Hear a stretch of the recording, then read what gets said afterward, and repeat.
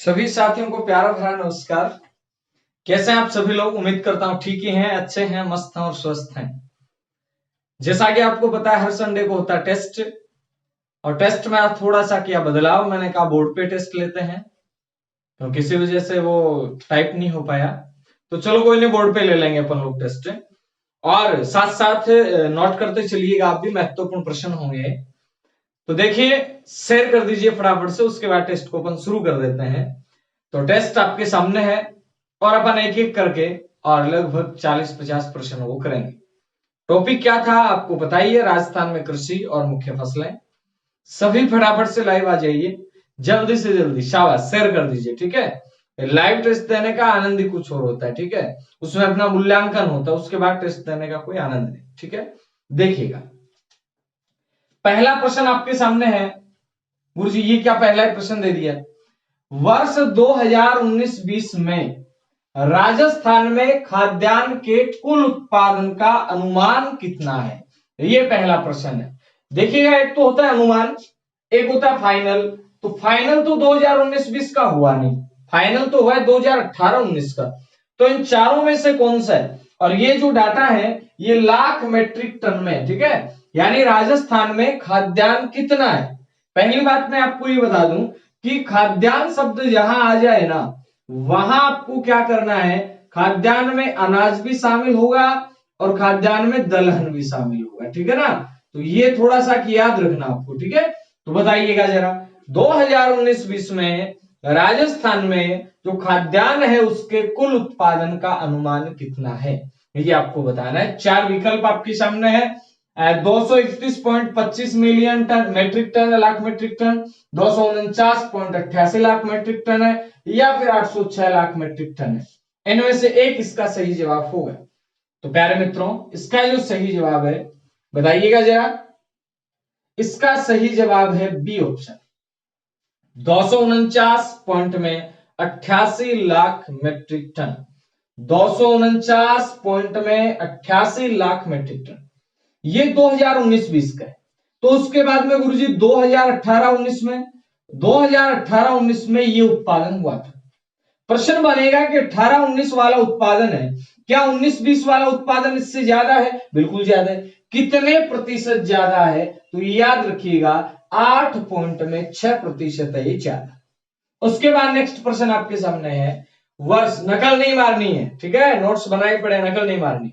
वर्ष 2019-20 में राजस्थान में अनाज के कुल उत्पादन का अनुमान। देखिएगा मैंने क्या कहा, एक तो मैंने कहा खाद्यान्न, ये तो टोटली खाद्यान्न है। अब खाद्यान्न में से बच जाएगा वो दलहन, लेकिन अपन केवल अनाज की बात कर रहे हैं। अगर अनाज की बात आती है कि 2019-20 में राजस्थान में अनाज के कुल उत्पादन का अनुमान कितना है, सेम ही बात है। अब यहां कई लोग तुक्का भी लगा सकते हैं, लगाइए, देखिए कौन सा है, क्योंकि फिक्स डाटा 2, 4, 5 को याद होता है और ऐसे प्रश्न आ जाते हैं, यही मेरिट का निर्धारण करते हैं। बाकी ये तो सबको पता है, निम्न में से रबी की फसल कौन सी है, निम्न में से खरीफ की फसल कौन सी है, ठीक है। तो यहां याद रखिएगा, वर्ष 2019-20 में राजस्थान में अनाज के कुल उत्पादन का अनुमान कितना है, सेमी पैटर्न है, 204 पॉइंट में 98 लाख मेट्रिक टन।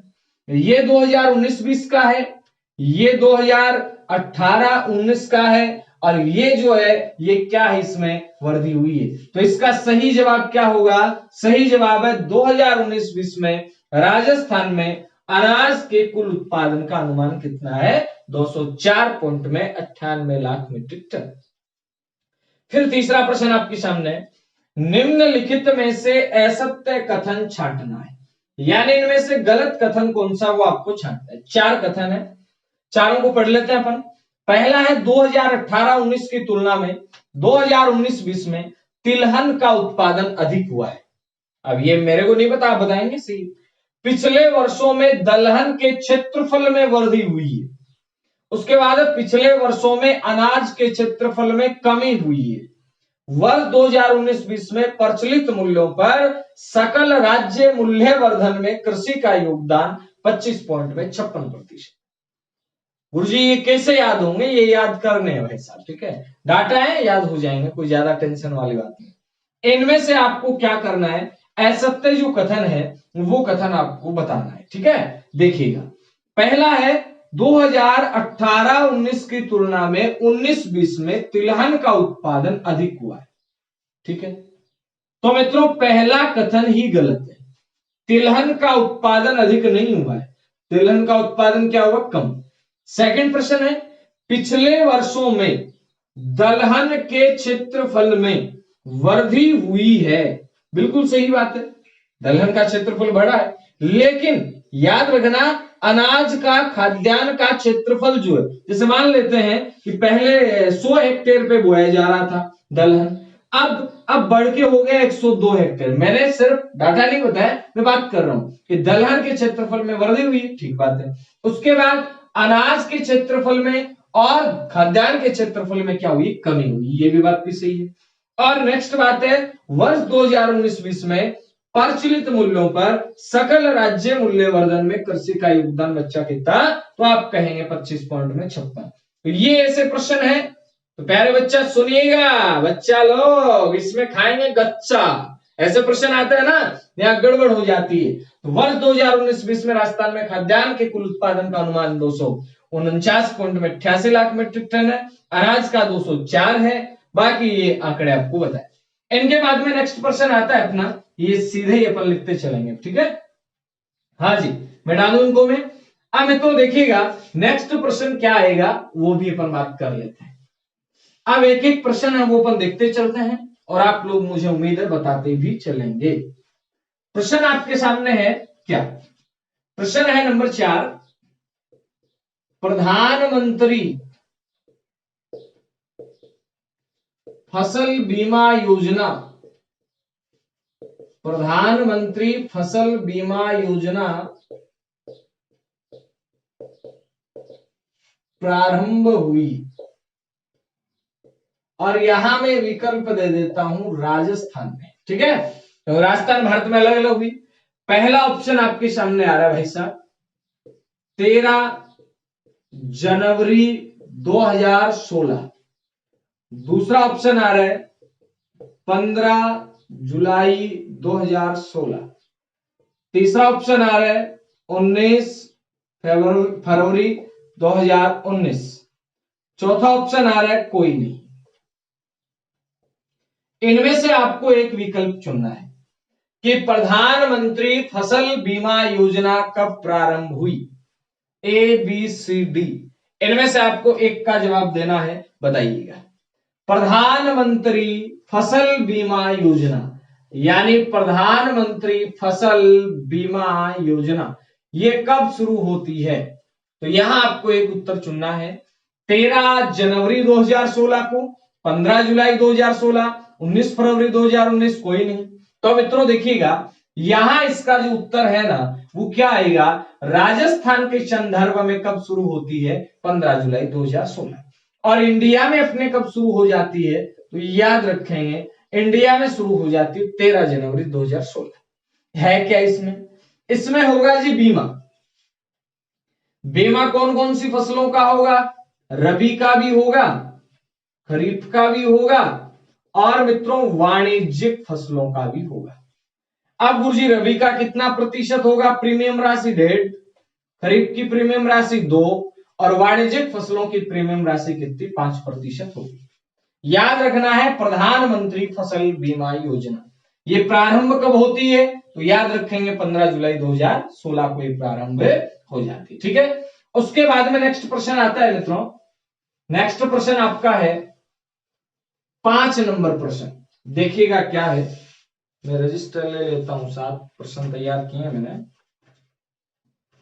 हाँ, अगला प्रश्न आपके सामने आ रहा है भाई साहब, इजी सा प्रश्न है जो मुझे उम्मीद आप कर जाएंगे। राजस्थान में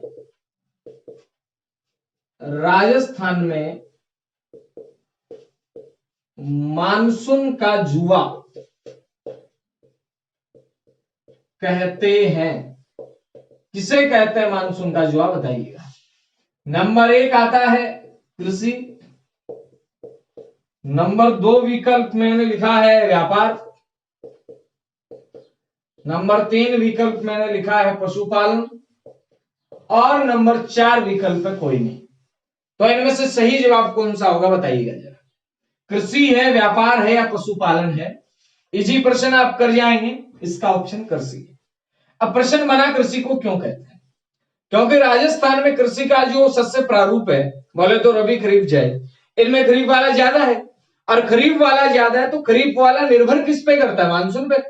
अगर मानसून अच्छा है तो वर्षा अच्छी, सॉरी फसल अच्छी होगी, और मानसून अगर अच्छा नहीं तो फसल अच्छी नहीं होगी। तो यहां आपको याद रखना, इसीलिए कृषि को क्या कहते हैं? मानसून का जुआ कहते हैं। इसके बाद नेक्स्ट प्रश्न आपके सामने मैं लिख देता हूं कि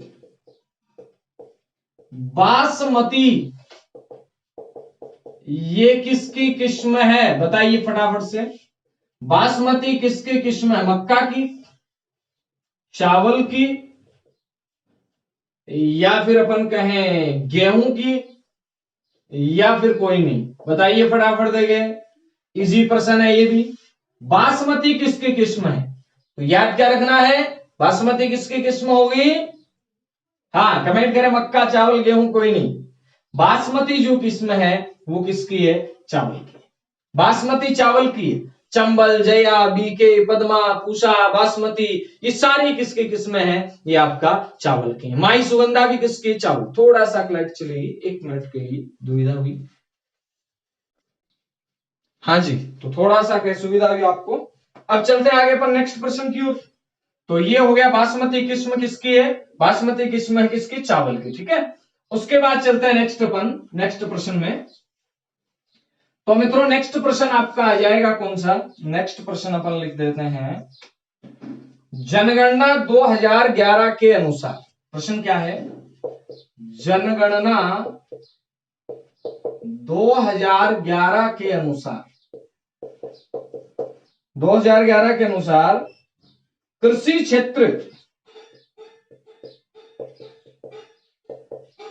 क्षेत्र का राज्य में, कृषि क्षेत्र राज्य में कितना प्रतिशत रोजगार उपलब्ध करा रहे? कितना प्रतिशत रोजगार उपलब्ध करा रहा है? प्रश्न ये है। पहला ऑप्शन आपके सामने आता है 60%, दूसरा ऑप्शन आपके सामने आता है 62%, तीसरा ऑप्शन आता है 70%, और चौथा ऑप्शन आता है 74%। इनमें से आपको एक का चुनाव करना है कि कौन सा सही विकल्प है। जनगणना 2011 के अनुसार कृषि क्षेत्र राज्य में कितने प्रतिशत रोजगार उपलब्ध करवा रहे हैं?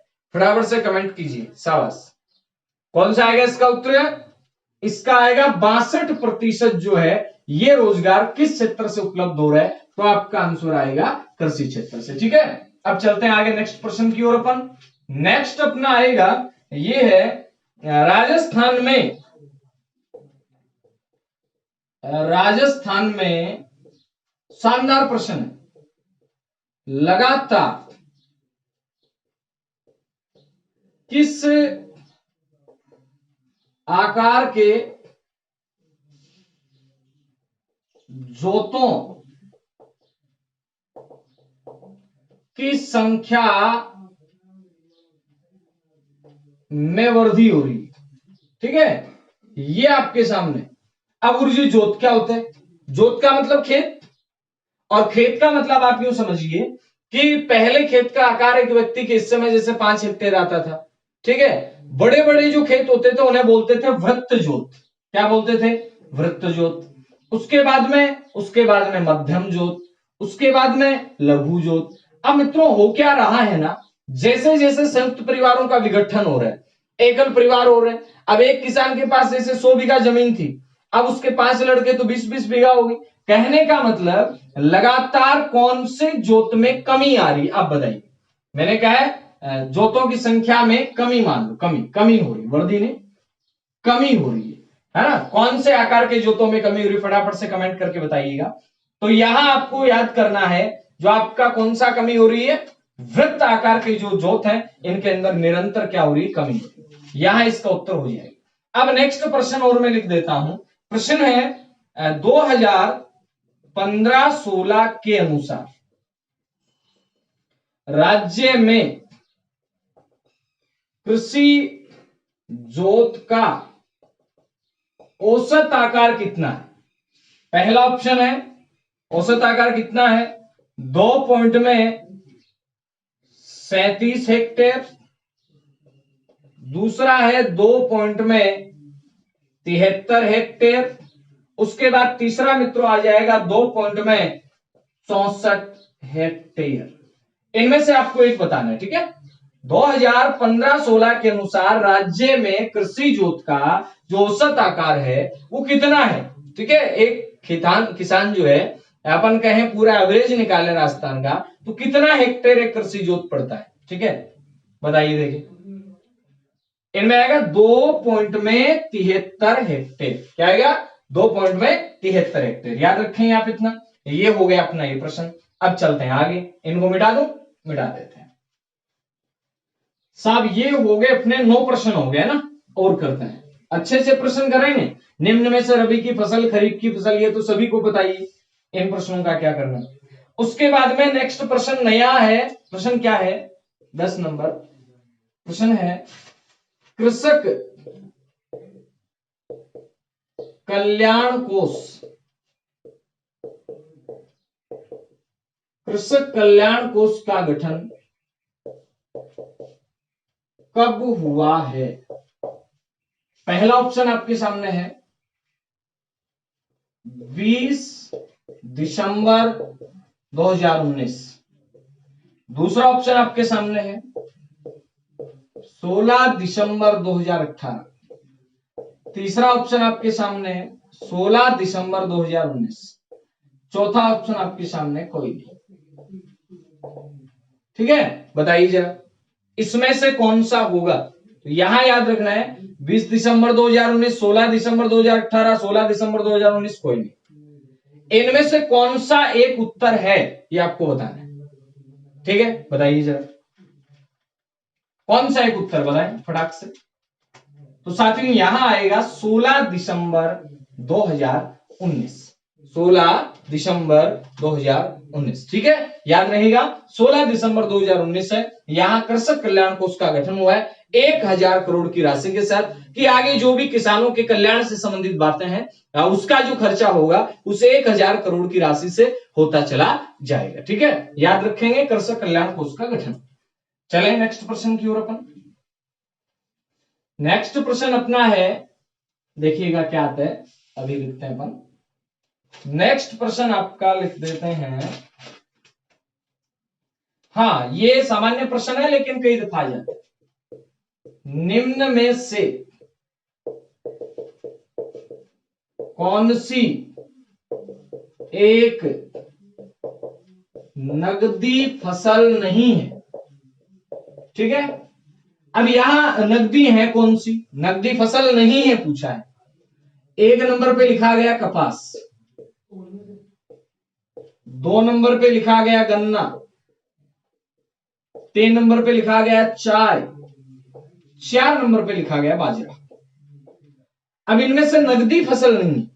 नगदी का मतलब क्या है, यानी ऐसी फसल जिसको बेचा ही जाता है, घर पे काम में नहीं आती, ठीक है, डायरेक्ट बेचा जाए। बाजरा है तो खाद्यान्न फसल है, इसको भी बेचा जाता है लेकिन नगदी फसलों में नहीं आएगा। गेहूं को बेचा जाता है, नगदी फसलों में नहीं। चावल भी बेचा जाएगा, नगदी फसलों में नहीं। लेकिन कपास कैसी फसल है, नगदी है। आप बताएं कौन सा उत्तर आएगा इसका, चलो बताई दिया मैंने। गन्ना है, ये भी नगदी है। चाय है, ये भी नगदी है। रबड़ है, ये भी नगदी है। नारियल है, ये भी नगदी है, ठीक है। कॉफी है, ये भी नगदी है। केला है, ये भी नगदी है। यानी इन फसलों को बेचा जाए वो फसलें कौन सी, नगदी फसलें होती है, ठीक है। चलते हैं नेक्स्ट प्रश्न की। अब नेक्स्ट प्रश्न अपना क्या है देखिएगा, समझिएगा, है ना। नेक्स्ट प्रश्न आपका है, राजस्थान में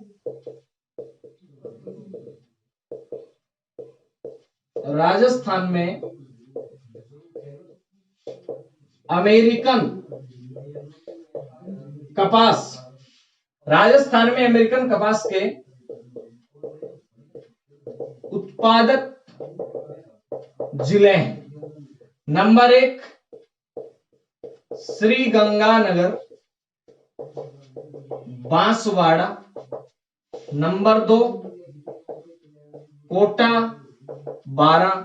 नंबर 3 अलवर, भरतपुर, नंबर 4 कोई नहीं, इनमें से एक बताना आपको, ठीक है। गंगानगर, बांसवाड़ा, कोटा, बारां, अलवर, भरतपुर, इनमें से एक बताना, बताइए। इनमें से एक उत्तर होगा श्री गंगानगर और बांसवाड़ा, ठीक है। इसका स्क्रीनशॉट लें, उसके बाद आगे की चर्चा अपन करते हैं, ठीक है ना। शाबाश। हाँ जी, अपना नेक्स्ट प्रश्न है, निम्नलिखित में से असंगत कौन सा है, ठीक है। पहला विकल्प आपके सामने आ रहा है मक्का मंडी निम्बाहेड़ा, दूसरा गाजर मंडी साधुवाली गंगानगर, तीसरा है जीरा मंडी मेड़ता सिटी नागौर, चौथा है प्याज मंडी उदयपुर। इन चार में से आपको बताना है कि कौन सा गलत है। विकल्प आपके सामने है, देखिएगा आराम से और बताइएगा। हाँ जी, इनके अंदर ये भी सही है, ये भी सही है, ये भी सही है। गलत है, प्याज मंडी है उदयपुर में नहीं है, ठीक है।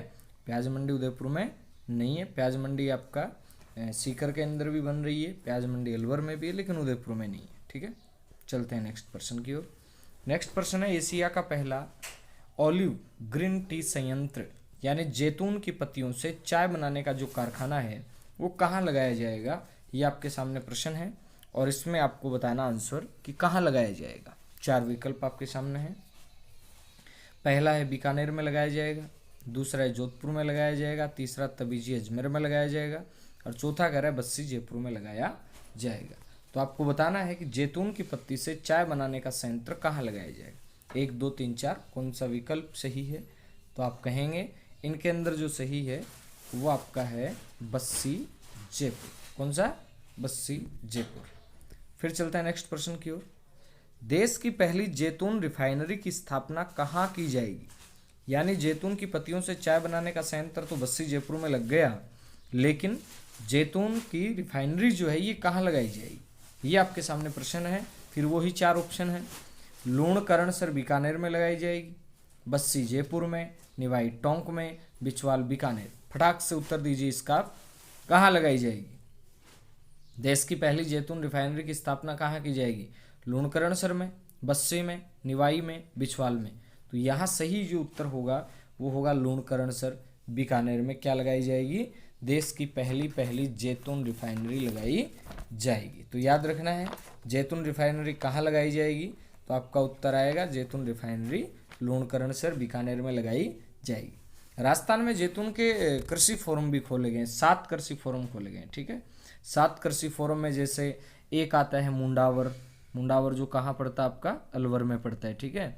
उसके अलावा एक आता है आपका लाडनू जो नागौर के अंदर पड़ता है, एक आता है बास बिस्ना जो झुंझुनू में है, एक आता है बरौर श्री गंगानगर में, एक बस्सी जयपुर में, एक साथू जालोर में और एक लूणकरणसर बीकानेर में, ठीक है। नेक्स्ट प्रश्न आपके सामने स्क्रीन पे है, वर्तमान में राष्ट्रीय खाद्य सुरक्षा मिशन में केंद्र एवं राज्य सरकार का वित्तीय अंशदान कितना है, यानी कितना प्रतिशत केंद्र सरकार दे रही है और कितना प्रतिशत राज्य सरकार दे रही है, ये आपको बताना है, ठीक है। कितना प्रतिशत केंद्र सरकार दे रही है, कितना राज्य 85-15 दे रही है या 75-25 दे रही है, 65-35 दे रही है, 60-40 जो भी दे रही है वो आपको बताना है, ठीक है। हाँ जी, वो आपको बताना है कितना दे रही है। हाँ जी, बताएं जरा कितना दे रही है। तो ये दे रही है मित्रों 60:40, यानी 60% हिस्सा ये किसका है, केंद्र का, और 40% जो हिस्सा है ये किसका है, राज्य का। तो याद रखिएगा केंद्र का कितना 60% और राज्य का कितना है 40%। कुल मिला के याद रखें प्रतिशत 60-40 है ये केंद्र और राज्य का अनुपात। चलते हैं नेक्स्ट प्रश्न की ओर। निम्नलिखित में से रबी की एक फसल कौन सी है, रबी की फसल कौन सी इनमें से आपको बताना है, बाकी सारी खरीफ की हैं, एक फसल इनमें से रबी की। देखिएगा यहाँ आपके सामने विकल्प है, कपास कैसी फसल है, ये तो खरीफ की फसल है, बताएं जरा आप कौन सा है। उसके बाद में सोयाबीन, ये भी खरीफ की फसल है, मूंगफली ये भी खरीफ की फसल है, सरसों किसकी फसल है, रबी की फसल है, ठीक है। सरसों रबी की है, सोयाबीन, मूंगफली, कपास। इनमें से एक प्रश्न हो रहा है कि निम्नलिखित में से कौन सी तिलहन नहीं है, तो ये तीनों की तीनों फसल ये कैसी हैं, तिलहन है। सोयाबीन भी तिलहन है, मूंगफली भी तिलहन है, सरसों भी, ये तिलहन नहीं है। यानी किसी भी प्रकार से प्रश्न पूछा जा सकता है। फिर नेक्स्ट प्रश्न आपके सामने है, राजस्थान में रबी की फसलों के लिए विशेष लाभदायक क्या है। 4 ऑप्शन है, शीतलहर, मावट, लू, मानसून पूर्व की बौछार। क्या रबी की फसलों के लिए विशेष लाभदायक आपको बताना। तो इनमें से रबी की फसल के लिए क्या लाभदायक रहेगा बताइए जरा। शीतलहर लाभदायक है, मावठ लाभदायक है, लू लाभदायक है, मानसून पूर्व की बौछार लाभदायक। क्या चीज लाभदायक है रबी की फसल के लिए? तो यहाँ आपको याद रखना, रबी की फसल के लिए विशेष जो लाभदायक है वो क्या? मावठ। मावठ कब होती है? शीतकाल में। फिर प्रश्न बनेगा कि मावठ शीतकाल में तो होती है, लेकिन इस मावठ की उत्पत्ति किससे होती है? पश्चिमी विक्षोभों से होती है। और पश्चिमी विक्षोभ कहाँ से आते हैं? तो मैंने बताया था भूमध्य सागर से आते हैं। यानी पश्चिमी विक्षोभ कहाँ से चल के आते हैं? भूमध्य सागर से। और मावठ है रबी की फसल के लिए विशेष लाभदायक। इसीलिए मावठ को कहा जाता है साथियों गोल्डन ड्रॉप, यानी सुनहरी बूंदों वाली वर्षा। सीधा प्रश्न आ जाए कि गोल्डन ड्रॉप के नाम से किसे जानते हैं? तो सुनहरी बूंदों वाली वर्षा गोल्डन ड्रॉप मावठ को कहते हैं। नेक्स्ट प्रश्न है माही कंचन, माही धवल और मेघा किसकी किस्में हैं? प्रश्न क्या है जरा देखिएगा। माही कंचन, माही धवल और मेघा ये किसकी किस्में हैं? तो जरा देखिएगा और बताइएगा। माही धवल, माही कंचन और मेघा ये किसकी किस्में हैं? यह आपको बताना है। पहला ऑप्शन आपके सामने आ रहा है मक्का की किस्म है, चावल की, चना की, गेहूं की। किसकी बताइए जरा। तो मित्रों ये जो किस्म है ये किसकी? मक्का की किस्म है। माही कंचन भी मक्का की, माही धवल भी मक्का की है, मेघा भी मक्का की है, मोती कंपोजिट भी मक्का की आती है। एक आता है मोती कंपोजिट, ठीक है। उसके बाद में मित्रों एक आता है नवजोत, ये भी मक्का की है। उसके अलावा आता है अगेती 76, गंगा 2, गंगा 110, विजय, किरण, सारी मक्का की किस्में। चावल की कौन सी होती हैं जी? तो चावल की मित्रों आती है माही सुगंधा, चावल की है माही सुगंधा। इसके अलावा रत्ना है, जया है, बीके, पद्मा, पूसा आदि किस्में किसकी? चावल की। चने की बात करें तो कोई विशेष किस्म नहीं है। और गेहूं की बात करें अपन तो सोना है, गेहूं के अंदर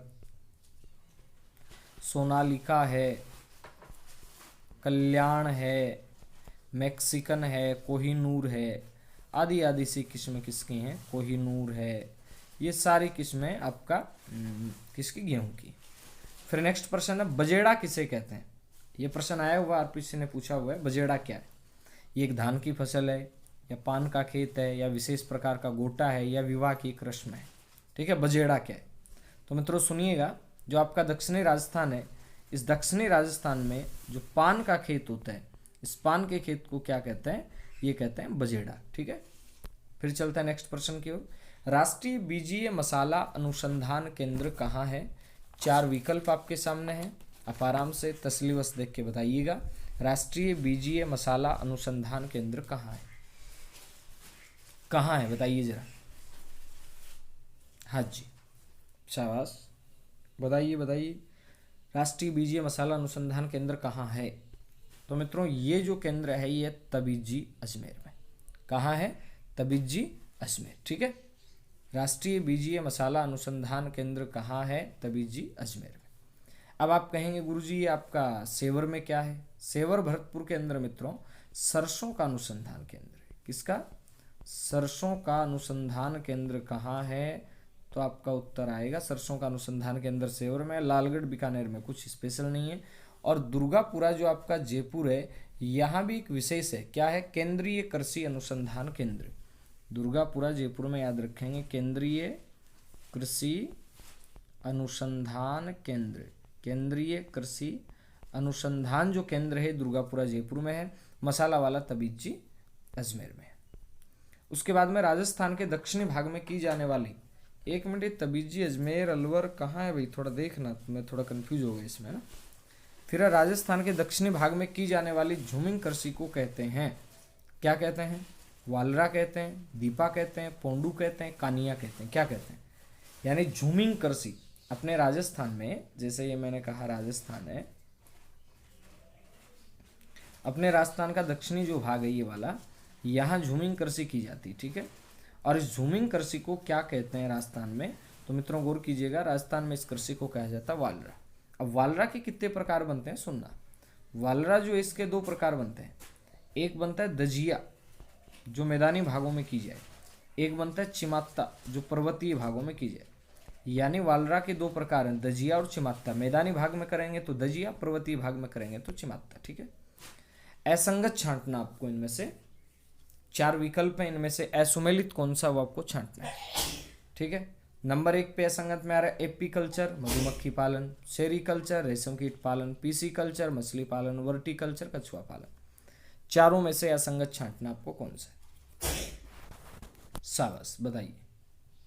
एपीकल्चर सही है, सेरिकल्चर सही है, पीसीकल्चर सही है। ये वर्टिकल्चर नहीं होता है ना, ध्यान रखना है। ये वर्टिकल्चर की बजाय अगर वर्मी कल्चर लिखा हुआ था, वर्मी कल्चर, तब ये सही था, है ना। लेकिन ये वर्टिकल्चर, वर्टिकल्चर कहते हैं अंगूरों की खेती को। ठीक है। उसके बाद नेक्स्ट प्रश्न है श्वेत क्रांति। श्वेत क्रांति का किससे है? तो याद रखेंगे, श्वेत क्रांति दुग्ध उत्पादन, इसमें से आपको ये बताना है कि असंगत कौन सा है। ठीक है। श्वेत क्रांति दुग्ध उत्पादन, बादामी क्रांति मसाला उत्पादन, भूरी क्रांति खाद्यान्न प्रसंस्करण, रजत क्रांति मांस उत्पादन। एक बताना है कौन सा गलत है। ठीक है, बताइए जरा। हाँ जी, इसमें से रजत क्रांति है, ये अंडा उत्पादन के लिए, मांस के लिए लाल क्रांति आएगी। ठीक है। फिर आता है नेक्स्ट प्रश्न, फिर असंगत छांटना आपको। कह रहा है कि काला सोना अफीम, काला सोना अफीम, काला हीरा कोयला, श्वेत सोना कपास और हरा सोना चाय। गलत कौन सा है इनमें से बताइए। शाबाश, ये सही है, ये भी सही है, ये भी सही है। हरा सोना बांस को कहा जाता है, चाय को नहीं। चाय से संबंधित क्रांति आती ग्रीन गोल्ड क्रांति। ठीक है, ये था आपका प्रश्न और ये था आज का टेस्ट। थोड़ा छोटा हुआ, फिर कभी कर लेंगे और। ठीक है, तो धन्यवाद, बहुत बहुत आपका आभार। मिलते हैं नई क्लास में, नए जोश और नए नॉलेज।